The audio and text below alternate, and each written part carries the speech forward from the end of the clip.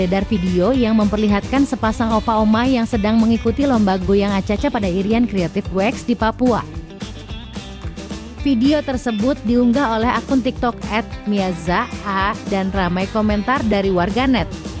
Dalam video tersebut terlihat pasangan yang tidak muda lagi itu tidak kalah dengan pasangan lainnya yang lebih muda.